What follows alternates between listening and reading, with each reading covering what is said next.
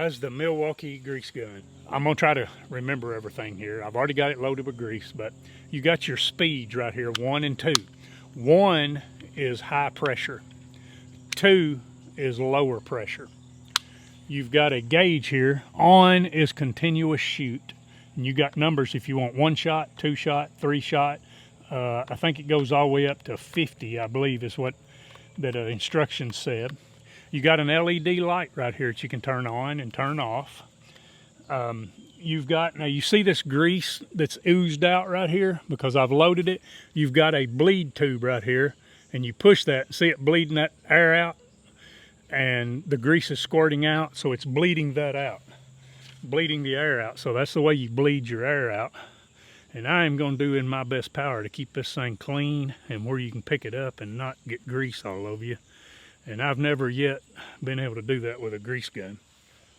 But you have a, you see your cord here is in really good springs. It's really stout. You got a spring on the end of it down here with your Zerk fitting. And you know, it really gives it some support. You've got a place here that this goes in and locks. So it holds that. You've got a trigger lock here that locks the trigger. If it's over, can't pull the trigger, pull it over. And I haven't shot grease out the end of it yet, but this is the 18 volt. It's got a nice shoe here on the bottom, rubber to sit up. You know, if you're working in a place, you could sit it on something, pull the trigger, and we'll go up here and grease this backhoe, and then I'll show you a little bit of my work. Is a lot of these have pressure on them, and it's hard to get grease in them. They get dirt in them and stuff like that, and so this has got quite a bit of pressure to it, and to shoot that grease in them. So let's just see what it does. This backhoe's been greased regularly, so it probably won't need much. There it comes out. Also, like if you got your counter, if you had it set on 10 and you just pull it 3 times, the counter resets and it'll go back to 10 the next time.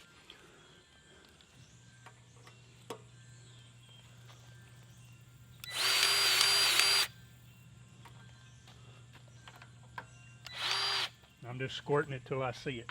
Working really, really good. Now it's hard for me to operate this camera and grease all this, but here's my ditch that I'm digging, 30 inches. You can see I've come from right back up there. I have a shovel that I keep in the hole, and I've got a thing of black tape around it that's 30 inches from the tip, and I take it, put it down in this hole like so, and I just move it along as I'm digging, and that way I know that I've got 30 inches on my hole depth. If we were at 24 inches, the dig would be bad enough, but when you add that other 6 to go 30, man, you're really, here in Kentucky, because it's hilly, you're getting into really hard clay, you're getting into rocks, and you know, I tell you, that BX 25, it's an amazing little tractor. The power that thing's got and the rocks it's dug up already. Let's get on it. I'm gonna switch to the GoPro 6 now, and so that's where my footage will be from now on. Just gonna show you my downrigger here. My downrigger's against a tree. I've got this one pushing against this one to hold me in there.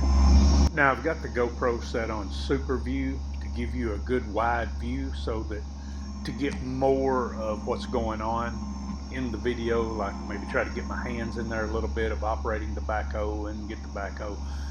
So when you've got it in super view, it gives you a little bit of that bubble effect, so that's why it looks a little distorted.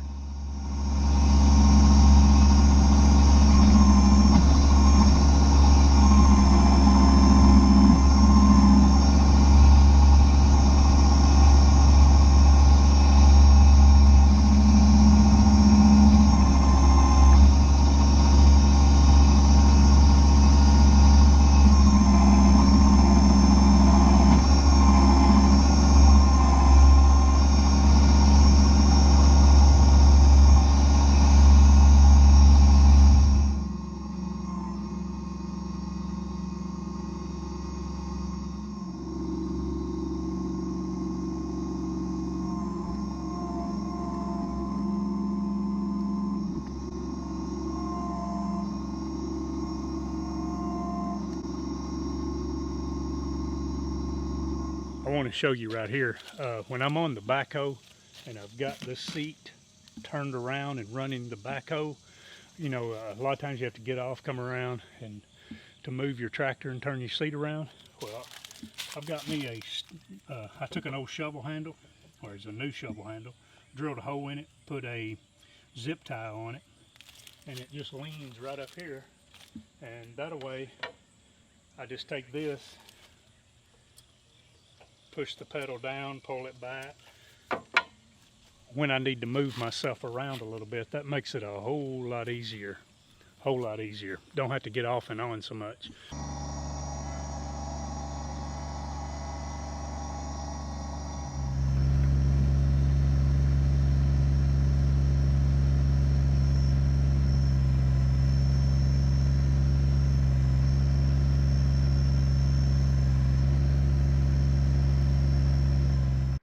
Right here, I've got a big root. And so I'm digging on the back of the root, then I'm digging in the front of the root, going under it. And then on the back of the root, I'm trying to stick my teeth under it to get some of the dirt out from under it. Because if you can get the dirt away from it, you'll weaken it up where I can break it in two. So now I'm going to start pulling on this root. You can see it picking the front end of the tractor up. But I finally pull on it enough that I break it in two.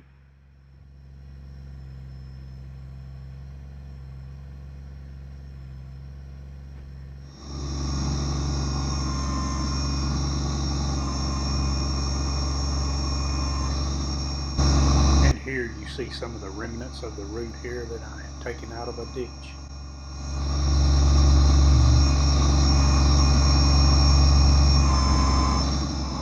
Hydraulics are an amazing thing. How much pressure they've got, how much power they've got, and this little BX, for the small size of it, has just got a lot of power.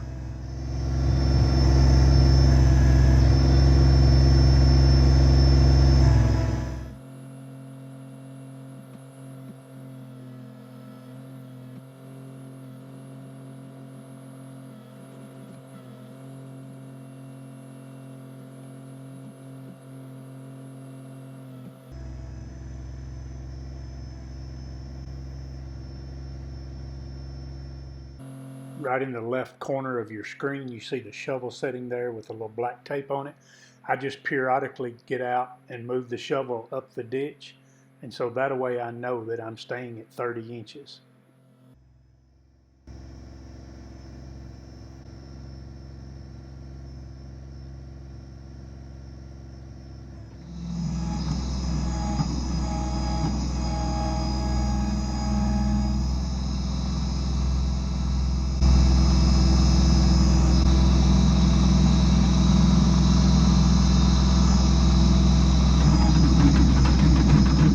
This is the next day, Friday morning.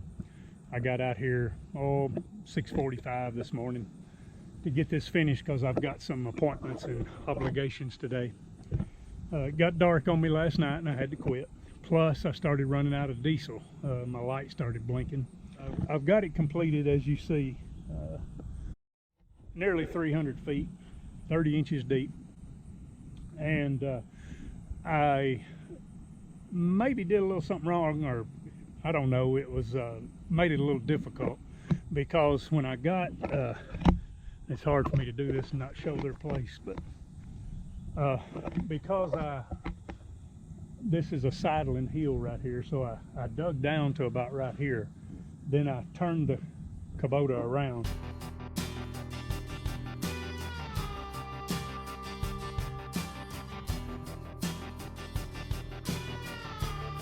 Went down to the box and came up and joined right here. So I was digging downhill and that made it a little difficult. I should have started there and dug and came on up the hill back here and got back on level ground right here and then joined my together, because you know I had to turn the tractor around down there, and one day I want to show you that, because there's some guys that may not know how to, or hadn't seen somebody cross a ditch and you know, I crossed it here and then I had to do it again up there at that part. But I probably should have dug up here and got on flat ground and then joined the two ditches together instead of down there on that hillside, because that made it a little difficult. Guys, I gotta get out of here. I'm gonna head home, and thank you for watching, and I will see y'all next week sometime.